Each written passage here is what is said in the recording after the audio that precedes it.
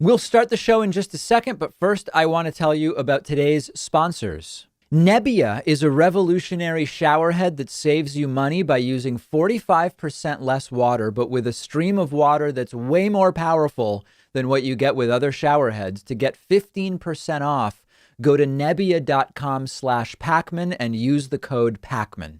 SteadyMD lets you maintain a meaningful, long-lasting relationship with a primary care physician who you can meet with anytime over phone or video chat. You don't need insurance. It's only $99 a month with no other fees or copays. Visit steadymd.com/Pakman to get started. Blinkist is the app that helps you become a more well-rounded person by letting you read or listen to an entire nonfiction book in just 15 minutes.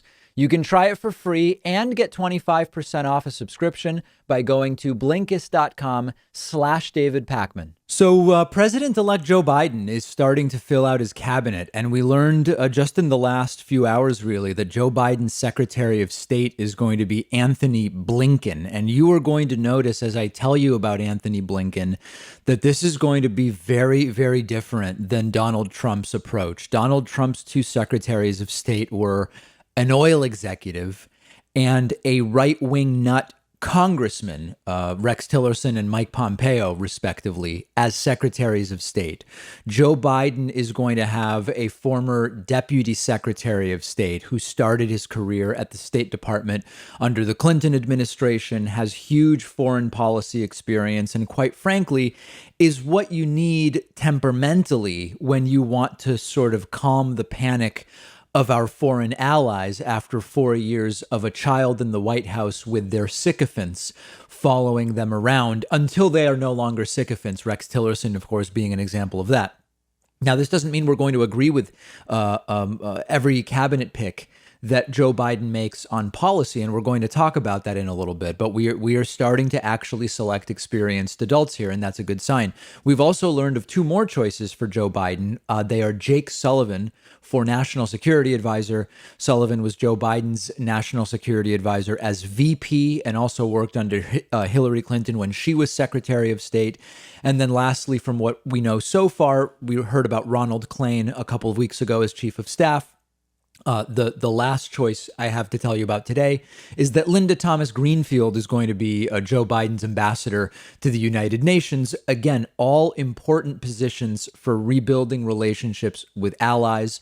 She is a 35-year foreign service veteran, and Biden, importantly, is going to put ambassador to the UN back on the National Security Council. This might not seem huge. This is one of those things that goes sort of to the character of how a president approaches international organizations like the UN. Part of Donald Trump's attacks on the United Nations included downgrading the ambassador to the UN so that they were no longer on the NSC. Joe Biden is going to put the ambassador to the UN back on the National Security Council. So a few thoughts so far on this. I'm seeing posts going around about, for example, oh my God, Anthony Blinken is against BDS, the movement to boycott Israel. How dare Joe Biden? Well, Joe Biden is against BDS. Who would expect that Joe Biden would pick a Secretary of State in favor of BDS if they themselves are against BDS? That's kind of a strange reaction to have. Now, Blinken rather, is Jewish, and I hope that, oh my God, he's against BDS is not merely code for, oh my God, he's Jewish. I'll give the benefit of the doubt on that. Blinken did support the Iran deal. There are going to be some in Israel who don't like that. I think the Iran deal was good. Anthony Blinken supported the Iran deal. I was in favor of the Iran deal, and I think that that's a good thing. Now, secondly, this now starts to give us a sense of what the Biden foreign policy will likely be with regard to foreign superpowers as well as different regions of the world. We're starting to see, based on these selections of Anthony Blinken as well as Jake Sullivan, etc., this probably means more time, effort, and resources are going to go into the relationship with India, as an example. This probably means more time in Africa, where China has spent significant time and resources getting more involved with tech and infrastructure over the last many years. These are the type, I mean, it feels weird to even be talking with you guys in these terms today because we're starting to get back to policy. We're starting to get back to geopolitics, foreign policy, relationships between countries. It's like this has been so sorely needed for a long time. Blinken likely will also have as a priority to spend more time trying to bolster Guatemala, Honduras, El Salvador, and Latin America. In what ways, we don't yet know. And then, of course, if it's Russia, China, Africa, and Latin America, what's missing from that is Middle East. And there may not be, I mean, this may not be an administration and a State Department that is going to focus as much on the Middle East as the recent 3 administrations have. That doesn't necessarily, that's not necessarily a bad thing. And of course, the devil is in the details. Trump, one interesting note is Donald Trump never extended an arm controls deal with Russia.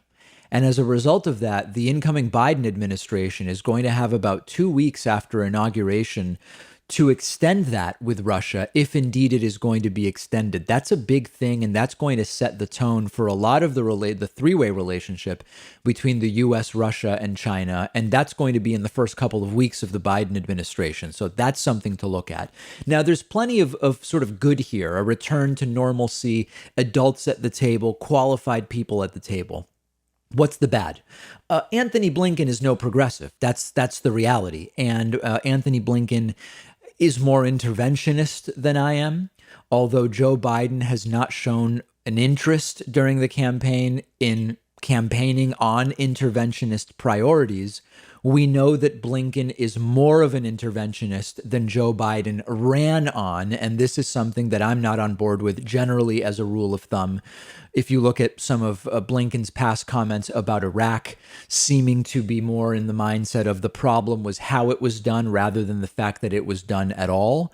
And that's something that I disagree with. And this is the way that we are going to get back into shifting to, okay, great, we've got adults back in charge. This is a highly qualified choice, and that's a good thing. But now we actually have to keep them accountable about what they do. Now, one other thing. There was a hilarious reaction from a lot of people on the right about Biden's choosing a no-name. Who the hell has ever heard of Anthony Blinken? This is one of those things we're going to have to become reaccustomed to after the Trump administration. Donald Trump regularly picked people because he saw them on Fox News or saw them on TV. It's okay to have people in positions of power that are not regulars on cable news and that may not be household names. That's fine. And in fact, in some cases, it can be better. And I think that it's a good thing that Joe Biden is already going in that direction.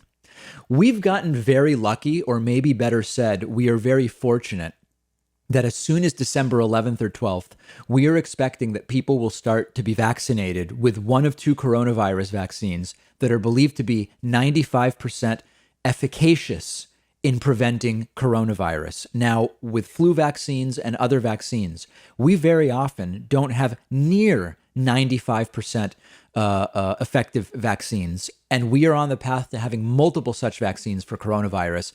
The AstraZeneca Oxford vaccine also announcing today that their data shows it is a 90% effective vaccine. So we are on the way to very soon having 2 vaccines going in the US. There's this third vaccine, which has a slightly different timeline that should be available relatively soon. And yet, herd immunity is still going to be in jeopardy because of existing anti-vaccine sentiment, which could absolutely explode once the vaccine is available. So there's good news and there's bad news here. Let's go over everything we know. Pfizer and Moderna each have coronavirus vaccines said to be 95% effective. Huge. Based on phase 3 clinical trials. Now, the FDA and independent review groups are going to be meeting for 3 days, December 8, 9, and 10, to decide about reviewing the data and potentially granting an emergency use authorization on one or both of these vaccines. If they do that on December 10th, you could see people being vaccinated on December 11th or December 12th. We desperately need vaccines. The virus is out of control. We had a 24-hour period this weekend with 200,000 new cases. We have had 1,600 to 2,000 people dying per day, once again, in the U.S. of the virus. And yet, according to the latest Gallup poll, 42% of Americans say they would not get the vaccine if there was an FDA-approved vaccine today. That's really bad, because if not enough people get this vaccine, we are not going to get to herd immunity. And Dr. Anthony Fauci talked about this over the weekend when he appeared on CBS's Face the Nation. Let's listen to him explain it. To the hope. The scientific advisor to Operation Warp Speed said this morning we could have true herd immunity take place somewhere in the month of May as the vaccine is distributed. Does America go back to life as normal in May? I don't think so, unless we do, and I believe you're referring to Monsef Salawi, yes, who said that, and I totally agree with him. But there are a couple of things that go into the effectiveness of a vaccine program. A highly efficacious vaccine, and we're there. We have 2 of them that have a 95% efficacy. The other part of the equation is how many people get vaccinated. So if you have a highly efficacious vaccine and only a relatively small 40-50% of the people get vaccinated, you're not going to get the herd immunity you need. What we do need is we need to get as many people as possible vaccinated. And that's why we want to be very transparent for people to understand the independent and transparent process that got us to the point of saying, which the FDA will examine it very carefully now, together with advisory committees that are completely independent, and declare with an EUA and ultimately a license that the vaccines are safe and effective. When the American public hears that, you should be assured that that is the case. And if you get an overwhelming majority of the people vaccinated with a highly efficacious vaccine, we can reasonably quickly get to the herd immunity that would be a blanket of protection for the country. So, of course, he's right. And people saying that this vaccine was rushed, it wasn't rushed. This is a type of vaccine based on an mRNA platform that just takes less time to develop than traditional vaccines. The traditional coronavirus vaccines are also being developed. We're expecting them in the second half of 2021. This was not rushed, and anti-vaxxers are going to be going absolutely crazy as these vaccines roll out. And add to that, people who just don't think coronavirus is serious enough to warrant getting a vaccine. Why? Well, because Donald Trump has been downplaying it for a long time. Now, of course, there will be anti-vaxxers fear-mongering about mandatory vaccines. There is not going to be a mandatory coronavirus vaccine. What you will be seeing, and we're already starting to see it, is that many sports venues, concert venues, hopefully even airlines, we've heard from Qantas, which said they will be doing this, public schools maybe, who will say after a certain date, you need proof of vaccination to attend, come to a concert, go to school here, fly on our airline. You don't have to get a vaccine, but if you want to choose to come to a sports game here or fly on our airline, you will have to have a vaccine. Ticketmaster already announcing they are rolling out the infrastructure to be able to do that. Qantas, so far, the first airline I'm aware of that announced that that is something they're planning to do. I'm hopeful that that will encourage, sort of like as a carrot rather than a stick, more vaccination. And of course, the difference between you having a vaccine that's 95% effective versus everyone having it is huge. If you have the vaccine and nobody else does, and it's 95% effective, it means that 1 out of 20 times that you interact with someone with the virus in a situation where you could get the virus, 1 out of 20, you will get the virus. If you go back to normal work indoors without masks and interact with a lot of people, you can quickly understand how a 1 in 20 shot at getting the virus, even when vaccinated, still leaves you quite vulnerable. If everybody has a 5% chance of getting it from everyone they interact to, by definition, you are talking about herd immunity, and that is a very, very different thing. The only upside, my last thought on this, the only upside to 40% of the country not wanting a vaccine is that it means a vaccine may be available for those who do want them sooner. In other words, me as someone who is not high priority on the vaccine list, if everybody wants a vaccine, I might not be able to get one until, I don't know, May, June even. If only 60% of the country want vaccines, it's plausible I could end up with a vaccine in February or March, although overall society will be less protected. That's the only upside I can see for the people like me who are waiting for a vaccine. Let me know what you think. We will have more on vaccines later this week. And of course, you can find me on Twitter at @dpakman. The David Pakman Show at davidpakman.com.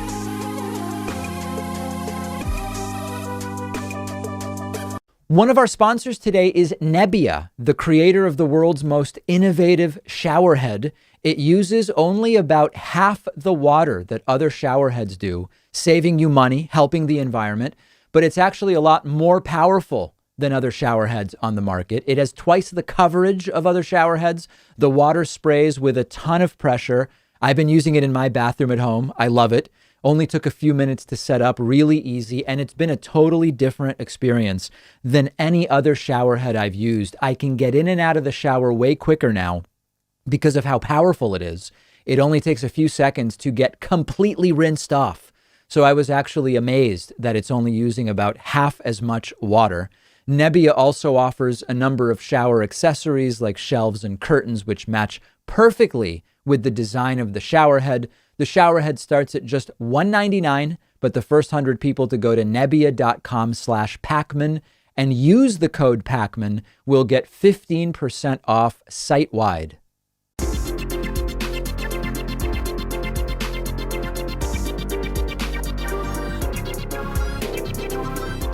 The David Pakman Show at davidpakman.com. Remember that our program is mostly funded by individual memberships, one of which you can grab at joinpakman.com. The new coupon code is Fresh Start. I don't think I have to explain to you why that's the new coupon code. Use it to get a 70% discount from your choice of membership at joinpakman.com. So Donald Trump has now gone about a month without taking questions from reporters. He's been almost completely missing from the public eye. And last Friday, he finally did a so-called press conference. Now, I say so-called because he could have really pre-recorded it and just played a video. He took no questions. There was no interaction whatsoever with the press that was actually in the room. The event was supposed to be about his work on prescription drug prices, and Trump somehow managed to hold it together for the first few minutes, and then he just couldn't. And you can see him trying to resist. But in the middle of reading from his notes about prescription drugs, he goes off script and he blurts out that he actually won the election. Now, as a reminder, he didn't win the election. He lost by quite a bit. The entire event goes completely off the rails from there. Let's look at it. Here is Donald Trump mid-sentence about Big Pharma running ads against him, and he just loses it and blurts out that he won. This is not an easy thing to do. Big Pharma ran millions of dollars of negative advertisements against me during the campaign, which I won, by the way, but, we'll find that out. Almost 74 million votes. We had Big Pharma against us. We had the media against us.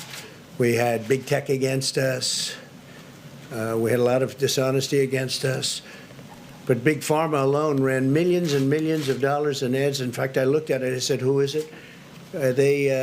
I won, by the way. I had dishonesty against me. It's truly embarrassing at this point. It's actually been embarrassing a really long time. He just cannot control himself. I won, guys. I won. Really, I did. Believe me. It's to some degree like he's trying to convince himself that he won. A few other strange moments. Here is Donald Trump saying he's been loyal to special interests. I don't know if this is a Freudian slip or if Donald Trump thinks it means something different than what we think it means to say you've been loyal to special interests. I don't know, but take a listen to this. Lawyers, lobbyists, and bought and paid for politicians. But I've been loyal to the special interests. I've been loyal to our patients. Yeah, so it's unclear if Donald Trump knows what that means or understands that typically you don't want to admit to being all about the special interests, loyal to special interests in politics. But who knows? It's Trump. It could be a Freudian slip. He might not understand what it means. He might be honest. He might be glad about being loyal to special interests. I don't know. Trump then also just can't get away from the me, saying we are only this close to vaccines because of him And in saying this, he, instead of saying Pfizer, the pharmaceutical company, he says FISA, which is something else altogether, the Foreign Intelligence Surveillance Act. It's just a mess. I was put here to do a job, and FISA and others were way ahead on vaccines. You wouldn't have a vaccine if it weren't for me for another 4 years, because FDA would have never been able to do what they did. Now, in fact, the FDA hasn't really done anything yet on vaccines. I hope people understand this. Private companies and universities have been developing vaccines.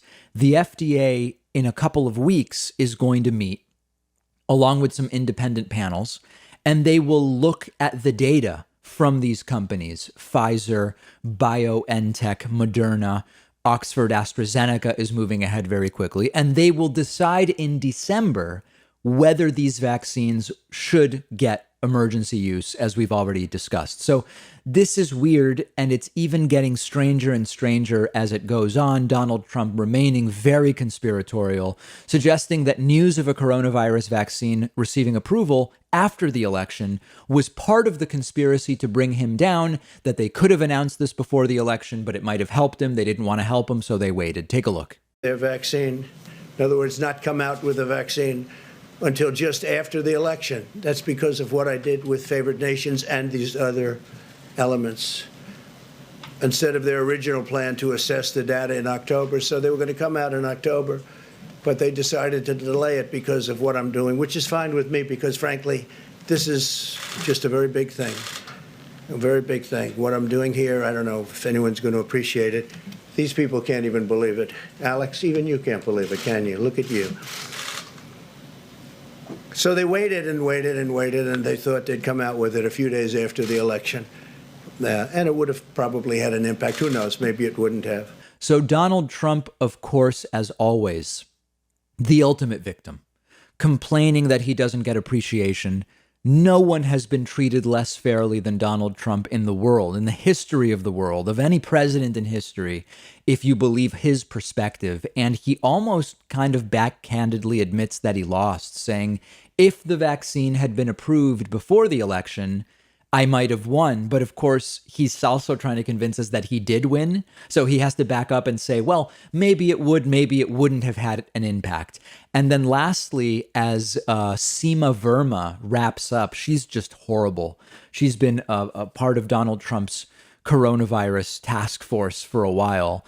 After Seema Verma wraps up, Donald Trump just kind of slowly slinking off after waving to someone in the audience without even saying the press briefing is over on a microphone, naturally not taking a single question. Success over the last 4 years is a testimony to that mentality. Thank you. Thank you, Sidney. Thank you. Thank you.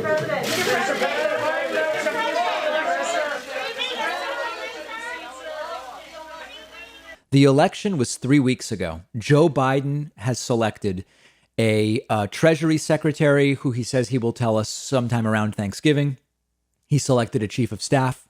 He's selected a Secretary of State, a National Security Advisor, an Ambassador to the United Nations.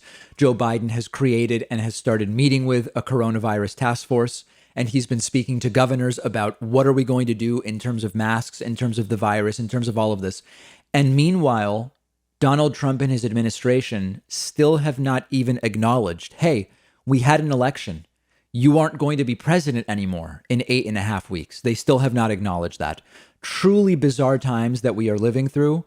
I am very much looking forward to, as I said earlier in our discussion about foreign policy and Joe Biden choosing his Secretary of State.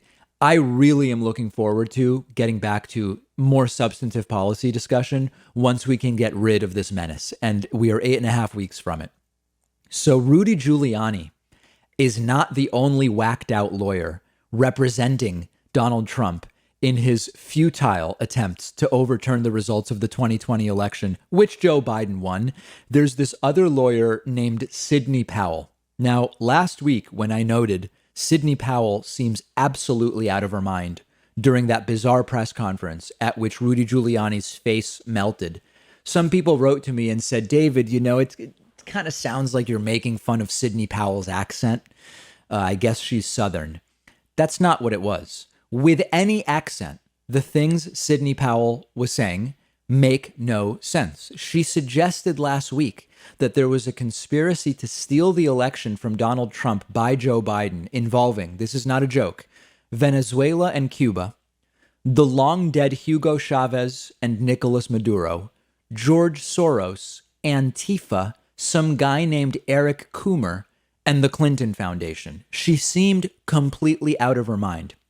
We now have more video evidence that she is indeed very sick. She was interviewed on Newsmax TV over the weekend. Newsmax is this even crazier alternative to Fox News that Donald Trump has been recommending along with OAN. And she claimed that they will be making a biblical filing about voter fraud against Donald Trump. She says the filings are coming and they will be biblical. What does that mean? I have no idea. See if you can figure it out. You know, I know you say you want to do your arguing in court. You are an attorney. You're not a press secretary, but you all did have a press conference last week. Jordan Sekelo said that there's going to be a filing soon in Georgia that would be explosive. Can you tell us anything? Can you make some news with us here tonight? Tell us anything new that you're going to present in that filing in Georgia. Well, I can't say that yet, but hopefully this week we will get it ready to file. Sidney, and it will be biblical. Biblical. Guys, we have to be allowed to call this what it is. These are delusions. This is mental illness. We can't say, well, because she's a Christian, this is not mental illness. A biblical filing about fraud in a court of law? Guys, please. This is where, if this were not Trump's lawyer and this were not a Christian, if they said something equivalent to this, you would be looking at a 72-hour psych hold for an individual like this. She also said that there are likely thousands of people involved in the conspiracy. How big of a, if this happened, how big of a conspiracy, how many people would have had to have been in on something like this? Oh, gosh, probably thousands, including the people running the machines at each of the polling centers. We know, for example, that one of the higher-ups of Dominion went to Detroit the night of the election to handle things himself.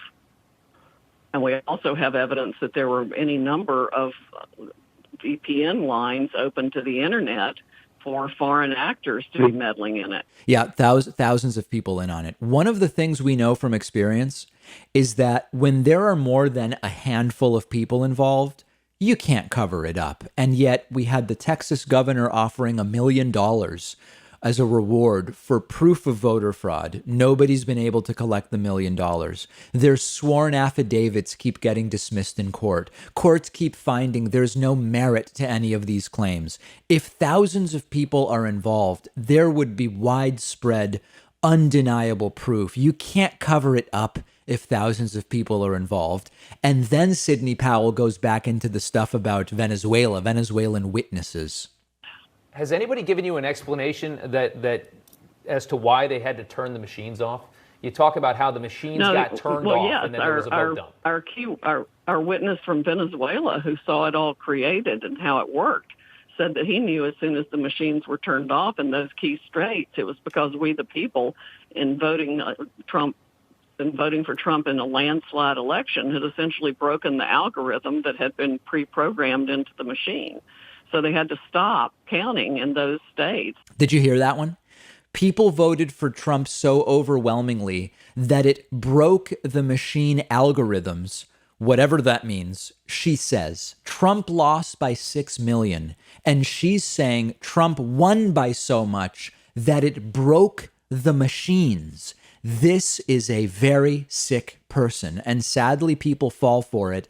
And it has even become too much for the Trump campaign. They put out a statement yesterday after this interview came out saying that Sidney Powell is practicing law on her own. She's not part of Donald Trump's legal team. She's not a Trump lawyer. She's essentially been fired because up until yesterday, she did appear to be all of those things. Donald Trump even previously tweeted about her that he has the best lawyers and representatives, including Sidney Powell, which we have up on the screen for you.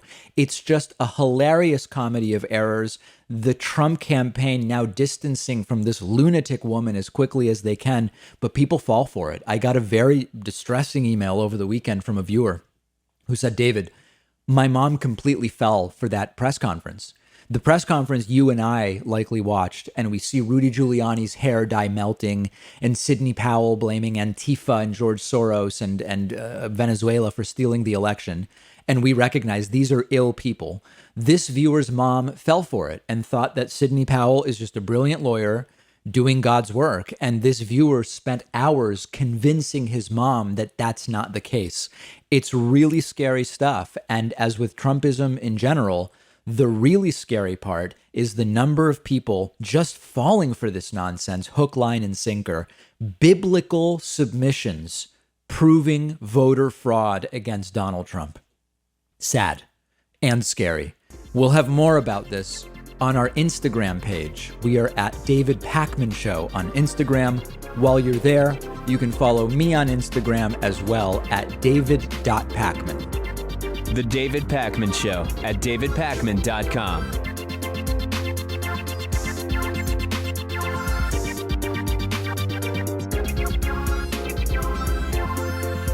If you are anything like me, you probably aren't thrilled with the idea of going into a doctor's office right now. And thankfully, there's a practical and affordable way to take control of your health and get personalized care from the comfort of your home. It's a service called SteadyMD. They're one of our sponsors. You take a quiz, you get matched with a licensed primary care physician who understands your health needs. You have a 1-hour video call with your new doctor. You establish a meaningful relationship with them. And after that, your doctor is available to you anytime by text, phone, or video chat. This is not a random doctor on call. Each doctor at SteadyMD has a limited number of patients, so they actually have time to listen to you. You get the personal attention that you deserve. They can do almost everything an in-person doctor can do: perform medical evaluations, talk to you about health concerns, send prescriptions to your home or local pharmacy, and anything they can't do online, they'll quickly set you up with an in-person provider to do, things like blood tests as an example. You don't need insurance. It's only $99 a month with no other fees or copays. There are so many practical advantages to using SteadyMD for primary care, and it's also so much more affordable. Go to steadymd.com/Pakman to take the free quiz, see which doctor is right for you. I took their quiz. They matched me with a doctor who specializes in my particular health needs and situation. The doctor they gave me is a really perfect fit for me and my medical needs. There's no risk, no commitment to get started. Just click the link right underneath this video.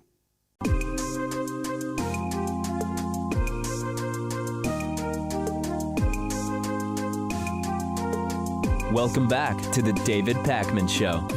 So we finally got an actual press briefing from Donald Trump's press secretary, Kayleigh McEnany, on Friday, and she is apparently just determined to humiliate herself as many times as possible in the 8.5 weeks that remain before Donald Trump leaves office. She took very few questions, lied uncontrollably, and called a reporter an activist before walking off the podium.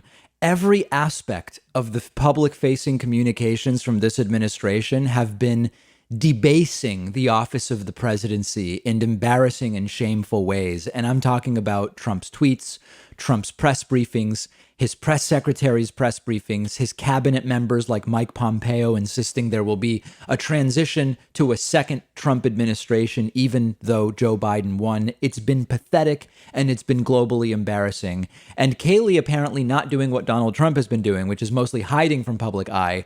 She continues to go on TV and now hold a press briefing, hugely embarrassing herself. So let's start with a huge whopper from Kayleigh McEnany claiming that, listen, Trump giving Joe Biden a peaceful transition isn't the issue.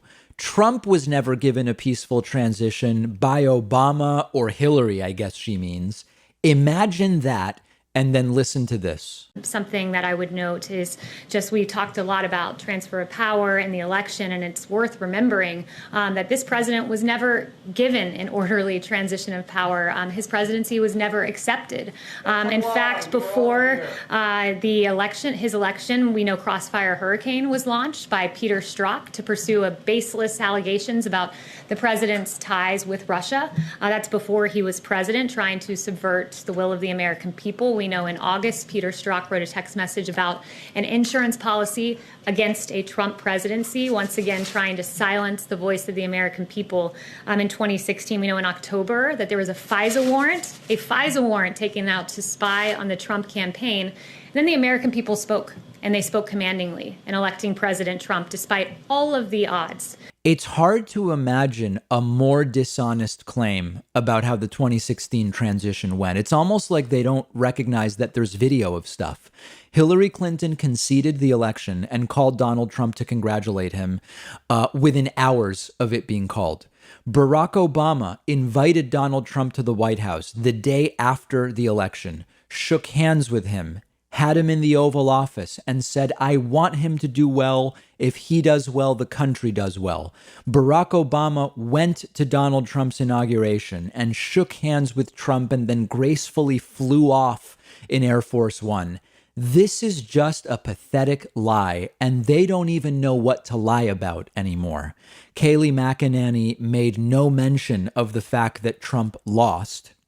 They still don't acknowledge losing. Here is reporter Brian Karam trying to question Kayleigh about this, and she just calls on somebody else.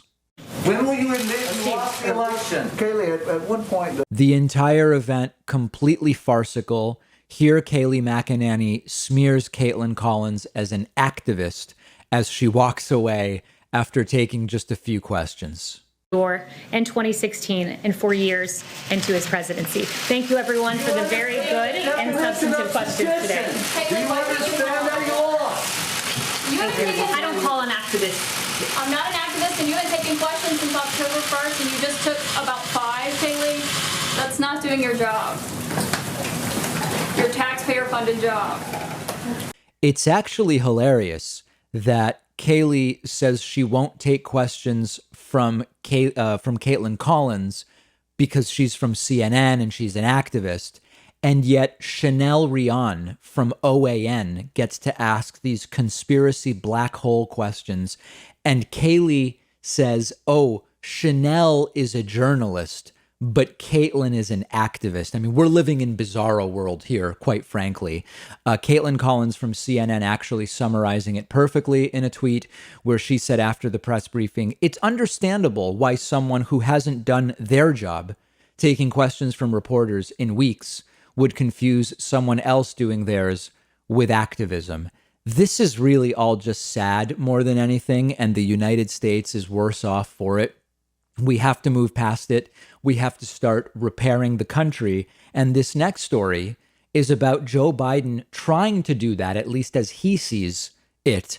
And Donald Trump just can't take it, getting very triggered over the weekend once again. One of the reassuring things that we are seeing lately is that no matter what Donald Trump does, Joe Biden is steadily moving forward with a steady hand. He's having meetings. He has his own coronavirus task force. He's choosing cabinet members, including Secretary of State, who we talked about earlier, Anthony Blinken. And this is so triggering to Donald Trump. It's very clear that Donald Trump is trying to pretend this isn't going on. He's golfing all weekend. He's otherwise not leaving the White House. He's sort of been sucked into this world of his sycophants and yes men. But this really seemed to boil over during the weekend as Donald Trump unleashed a completely unhinged tweet storm. And this is really the stuff of history books. We have never seen a sitting president react this way just to losing. That's all that happened. He just lost. It's nothing more. It's nothing less. Donald Trump tweeting, why is Joe Biden so quickly forming a cabinet when my investigators have found hundreds of thousands of fraudulent votes, enough to flip at least 4 states, which in turn is more than enough to win the election. Hopefully the courts or legislatures will have the courage to do what has to be done to maintain the integrity of our elections and the United States of America itself. The world is watching. Joe Biden is forming a cabinet because he won. Joe Biden's not even doing it particularly quickly.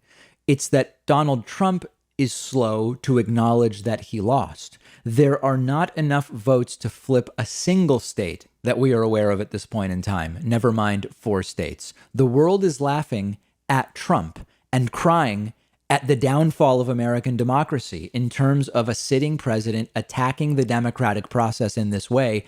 And the world is also rejoicing that Donald Trump will be leaving. Trump then continued tweeting, quote, "It's all about the signatures on the envelopes. Why are the Democrats fighting so hard to find them? We will find massive numbers of fraudulent ballots. The signatures won't match. Fight hard, Republicans. Don't let them destroy the evidence." Every single one of these tweets flagged by Twitter as disputed, which, as I said last week, disputed is like the understatement of the decade at this point. And then Trump furious. Apparently, he thinks he deserves credit for the upcoming vaccines and that Biden will get the credit. Trump saying they never thought a vaccine could be done so soon, but don't worry, they will try to give the credit to Biden. Now, of course, everyone thought that given these mRNA vaccine platforms, which are faster to develop, that the vaccine would be done sometime around end of the year 2020, that it is exactly what it seems like it will be, and that they will start to be more widely available in the first quarter of 2021. So everybody thought that if you were paying attention. And then just Trump attacking Joe Biden more, tweeting Joe Biden was a total disaster in handling the H1N1 swine flu, would never have produced a vaccine in record time, years ahead of schedule. I mean, everything about that is a lie, and would do a terrible job of vaccine delivery. But doesn't everyone already know that? This went on all weekend. In and out of golfing, Trump was tweeting agit trash about Joe Biden. It has to end. Joe Biden's forming a cabinet because that's what the president-elect does during the 10 weeks between Election Day and Inauguration Day. Courts are dismissing Donald Trump's lawsuits because they are without merit. States aren't flipping because Biden won the states. You know that phrase, threats, foreign and domestic? This unwillingness to accept the loss and continued attempts to subvert the will of the people, this is one of those domestic threats that we are so often warned about. We have to protect against it. And so far, and I know we have to be cautious but realistic, so far, every attempt that they have had to subvert the will of the people has not worked. I don't believe it will work, and I think we are just under 2 months from the inauguration of President Joe Biden, full stop. If you think the outcome will be something else, let me know. I'm on Twitter at @DPakman. The David Pakman Show at davidpakman.com.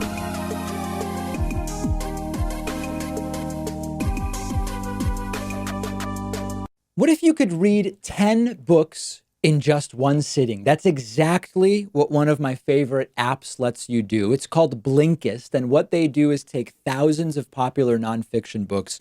They condense them down into text or audio that you can consume in 15 minutes. Blinkist makes sure that you're getting all of the important core insights from each book. So it's perfect for exploring a book you otherwise wouldn't have time for. If there's a full book you're thinking about buying, you can use Blinkist to get a sample first. Just think how much you can enrich yourself by being able to soak up an entire nonfiction book in just 15 minutes. I recently read A Brief History of Time, of course, by the great Stephen Hawking. This is a book that I have been aware of for so long, and other things got in the way, and it was fantastic to check it out on Blinkist. Blinkist has books on politics, philosophy, science. They have 27 different nonfiction categories, and a subscription is only about $8 a month, and you get the entire library. But you can try it totally free and get 25% off a subscription when you go to Blinkist.com/David Pakman. I've put the link right underneath this video. The David Pakman Show at davidpakman.com. So one of the funniest things that we've seen since the election is this sort of Dr. Jekyll and Mr. Hyde bipolar Fox News, that Fox News on the one hand has the people saying Biden won and Trump's furious with them. And Trump is in fact so furious with that side of Fox News that he's been tweeting and advocating for people to go watch Newsmax and OAN instead of Fox News. But at the same time, Donald Trump still has a lot of friends at Fox News. And if you look at the nighttime opinion programming, Tucker Carlson, people like Lou Dobbs, I believe over on Fox Business during the day, Maria Bartiromo, Judge Jeanine Pirro, certainly Sean Hannity, they're still saying Trump won this thing and Joe Biden stole it with fraud. So it's just wacky because it's bipolar in nature.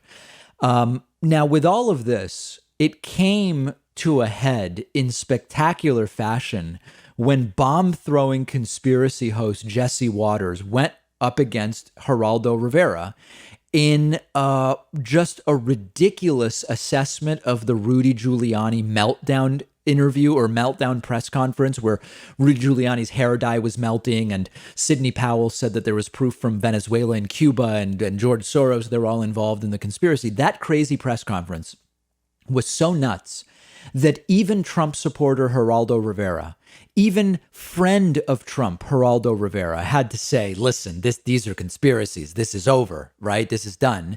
And Jesse Waters didn't like it, and it just falls apart absolutely brilliantly. We'll see what happens. Come on, Jesse. I mean, really. Come on, Geraldo. The Clinton Foundation, George Soros, Hugo Chavez. I'm probably the only person in this building I've actually met Hugo Chavez. That doesn't count as evidence. Hugo Chavez couldn't make the red lights work in Venezuela. I talked about the sworn affidavits. And an international conspiracy. Why not Elvis? I didn't mention anything like that. I'm talking sworn affidavit. You're a lawyer, Geraldo. You're a lawyer. And as a lawyer, you should recognize the validity the president. of that. I wanted him to win this election. What I saw with Rudy Giuliani, who I've known for decades, was bizarre. It was unfocused. There was conspiracy theory, this and that. When you have evidence that you suggest, what's the lawsuit that evidence attaches to? What's the action? You can't go to a court and say, it's fraud.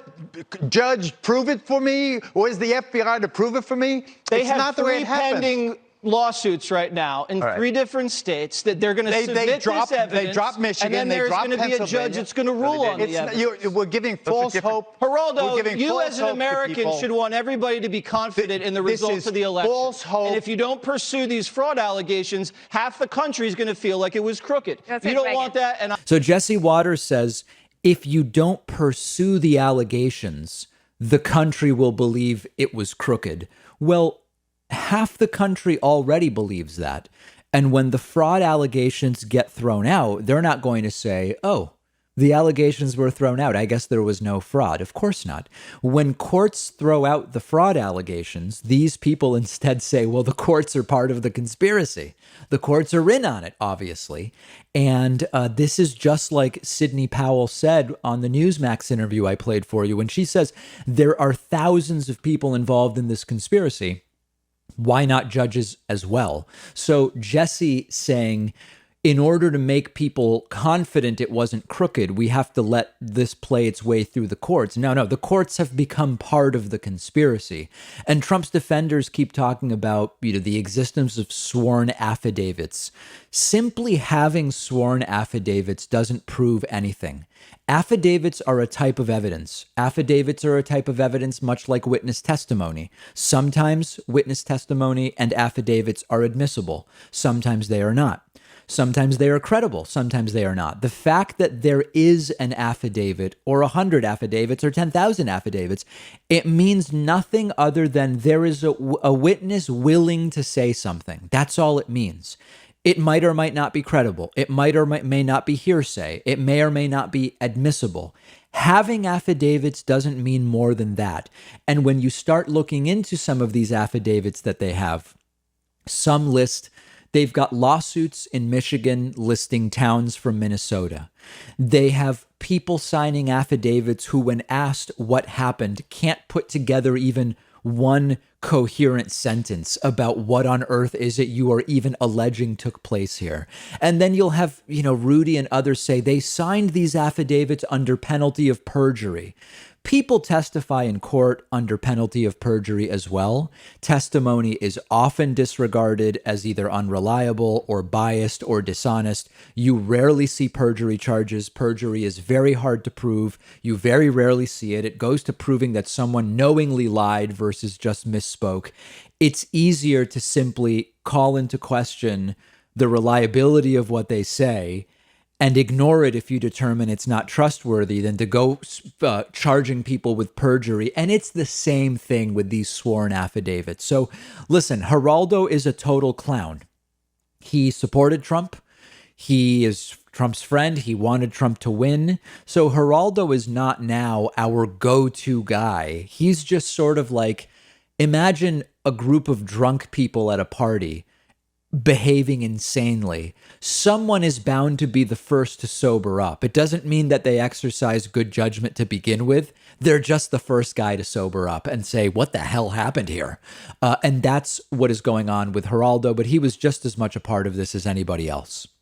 I think you're going to find this clip interesting. Republican Christie, former Jersey governor, big Trump supporter, said over the weekend that Donald Trump's legal challenges, which of course are bogus, that's me saying it, not Chris, have become a national embarrassment, says Christie. Christie previously said, I think it was very late on election night, if Trump has evidence of fraud, he should be given the opportunity to present it.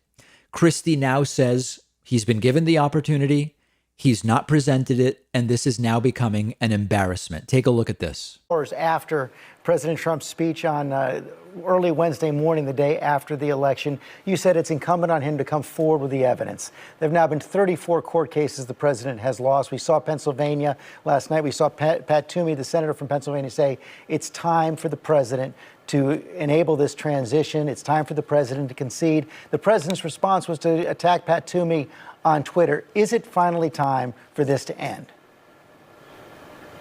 Yes. And here's the reason why. The president has had an opportunity to access the courts. And I said to you, George, starting at 2:30 a.m. on Wednesday morning, if you've got the evidence of fraud, present it. And what's happened here is, quite frankly, the conduct of the president's legal team has been a national embarrassment. Sidney Powell accusing Governor Brian Kemp of a crime on television, yet being unwilling to go on TV and defend and lay out the evidence that she supposedly has. This is outrageous conduct by any lawyer. And notice, George, they won't do it inside the courtroom. They allege fraud outside the courtroom, but when they go inside the courtroom, they don't plead fraud and they don't argue fraud. This is what I was concerned about at 2:30 in the morning on Wednesday night. Listen, I've been a supporter of the president's. I voted for him twice. But elections have consequences. And we cannot continue to act as if something happened here that didn't happen. You have an obligation to present the evidence. The evidence has not been presented. And you must conclude, as Tucker Carlson even concluded the other night, that if you're unwilling to come forward and present the evidence, it must mean the evidence doesn't exist. That's what I was concerned about starting on election night, and I remain concerned today. I think it's wrong. I think what you've heard lots of Republicans starting to say this. I said it on election night, and I hope more say it going forward, because the country is what has to matter the most. As much as I'm a strong Republican and I love my party, it's the country that has to come first. Wow, what a powerful message of national unity and togetherness from Christie. Am I right? No, I'm wrong. I'm that it's not that at all. They are now dropping like flies simply to preserve their own political futures. They're not rational or sensible now. They are abandoning the sinking Trump ship before it's too late. If they believed that continuing to push this was in their interests, they would keep saying it was stolen by Joe Biden.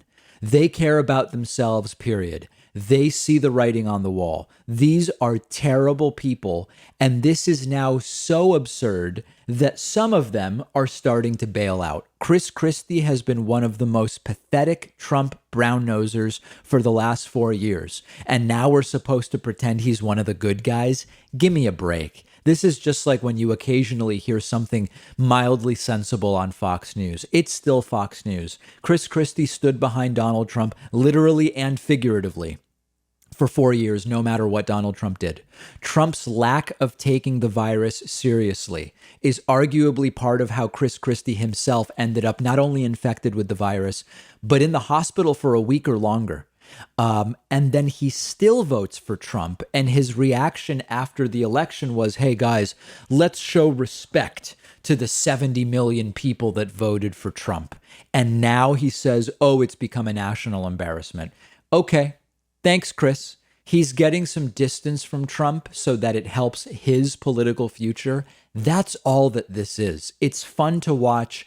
It is interesting to the degree that it triggers Donald Trump, but that's all. And in fact, it's almost ironic to hear Chris Christie say Trump's legal team is the national embarrassment when Christie himself has been a national embarrassment for a very long time. And his I mean, remember, Trump, much like Trump disgustingly attacked Ted Cruz, saying his wife is ugly, and went after Rand Paul, and all these guys fell in line. Trump did the same thing to Chris Christie, and Chris Christie ended up there the day after dropping out of the Republican primary in 2016, standing behind Donald Trump, completely falling in line. Chris Christie was part of creating this national embarrassment and is complicit in it, and he should have to apologize for that. Now simply saying, oh, this is starting to be embarrassing. It's too little too late, Chris. And if Chris Christie came out and said, guys, I've been complicit in this. I'm sorry. The entire presidency was a disaster. I don't know what happened to me, but I throw myself at your mercy in order to be forgiven for what I did.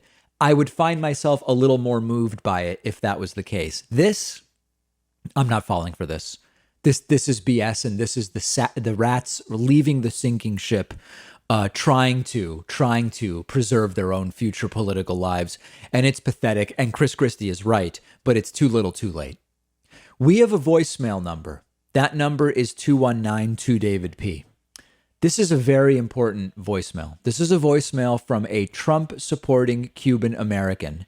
And I want to take this seriously, okay? Listen to what this gentleman says, and then we're going to talk about it.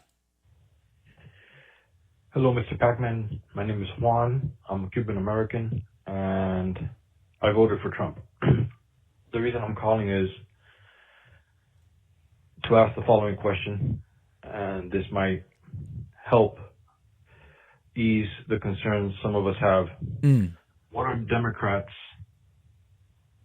doing to ensure or put at ease concerns of this country steering towards communism or socialism, like what unfortunately happened to Cuba and other countries? If Democrats are able to show some type of effort or talk about ways that they are trying to prevent that from happening, maybe that'll help gain more votes from those concerned like I am. So this is really important because the framing of the question is completely wrong, okay? This gentleman says, I'm a Cuban American and I voted for Trump. And on my Spanish language show, we've been talking a lot about this. What exactly is going on? What could be done to for Democrats to better appeal to Cuban American voters who often reflexively out of anti-Castro bias are quick to fall for claims that any old Democrat is a socialist or a communist when they are not. The question is the wrong one because the question is, what have Democrats done? What can Democrats do to convince us that they are not really going to become make the country socialist or communist? Joe Biden is not a socialist or a communist. Joe Biden has not proposed a single communist or socialist policy. There are no actual socialists or communists in positions of power in the Democratic Party in the United States. AOC has called herself a democratic socialist, and so has Bernie.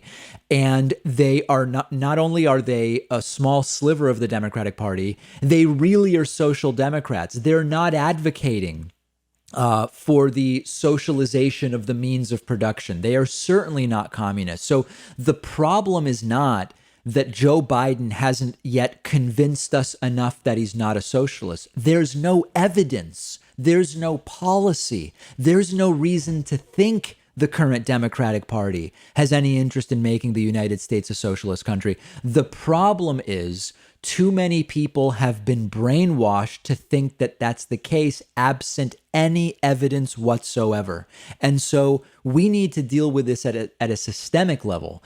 Is it possible that if we better understood socialism and communism, people wouldn't fall for Barack Obama's a socialist, Joe Biden's a socialist? Is part of it an education thing?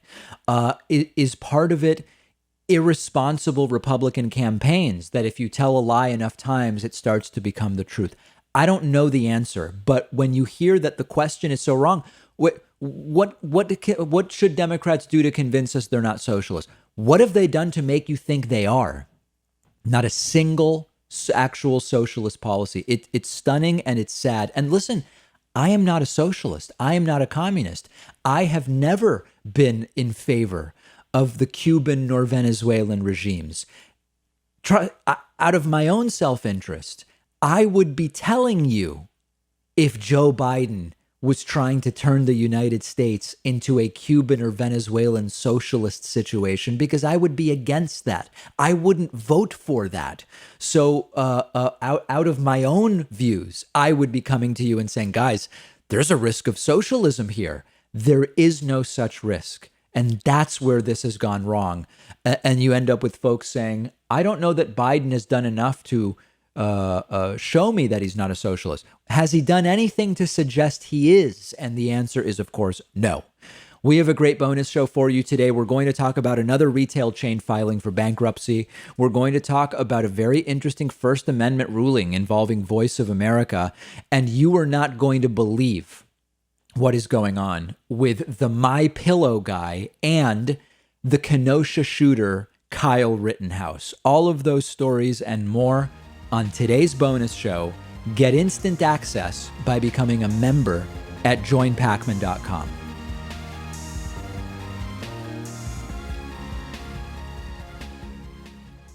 Thanks a lot for watching today's show. I just want to take a second to tell you about today's sponsors. Nebia is a revolutionary showerhead that saves you money by using 45% less water, but with a stream of water that's way more powerful than what you get with other showerheads. To get 15% off, go to nebia.com/Pakman and use the code Pakman. SteadyMD lets you maintain a meaningful, long-lasting relationship with a primary care physician who you can meet with anytime over phone or video chat. You don't need insurance. It's only $99 a month with no other fees or copays. Visit steadymd.com/Pakman to get started. Blinkist is the app that helps you become a more well-rounded person by letting you read or listen to an entire nonfiction book in just 15 minutes.